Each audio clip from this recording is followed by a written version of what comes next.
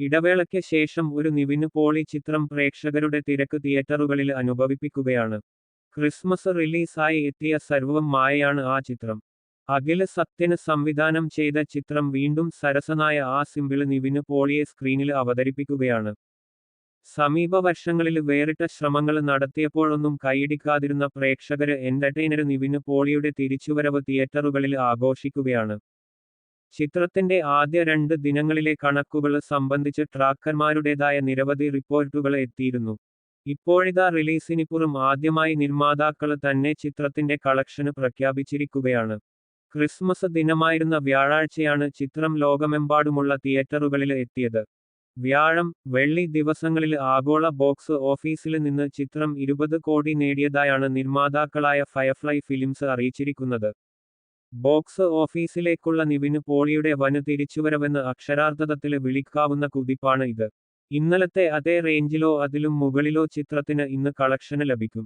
ഞായറാഴ്ചയായ നാളത്തെ കളക്ഷനും കൂടി ചേർത്ത് ഓപ്പണിംഗ് വാരാന്ത്യത്തില് ചിത്രം 45 കോടിയെങ്കിലും നേടുമെന്നാണ് ട്രാക്കർമാരുടെ പ്രവചനം. ടിക്കറ്റിനുള്ള വലിയ ഡിമാൻഡ് കാണുമ്പോൾ ആ വിലയിരുത്തല് യാഥാർത്ഥ്യബോധത്തോടെയുള്ളതാണെന്ന് മനസ്സിലാവും. പ്രമുഖ ടിക്കറ്റ് ബുക്കിംഗ് പ്ലാറ്റ്ഫോം ആയ ബുക്ക് മൈ ഷോയില് നിലവില് 12,000-ന് അടുത്ത് ടിക്കറ്റുകളാണ് ചിത്രം മണിക്കൂറില് വിറ്റുകൊണ്ടിരിക്കുന്നത്.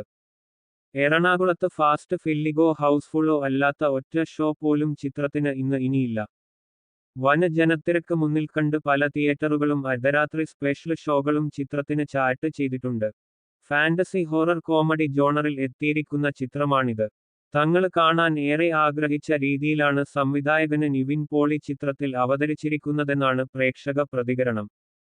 തമാശകളുടെ മറ്റൊരു ലോകം പ്രേക്ഷകർക്ക് മുന്നിൽ തുറന്നു കാണിച്ച നിവിൻ പോളിയും അജു വർഗീസും ഒരുമിക്കുന്ന 10ാമത്തെ ചിത്രം എന്ന പ്രത്യേകതയും സർവ്വം മായ-ക്കുണ്ട്.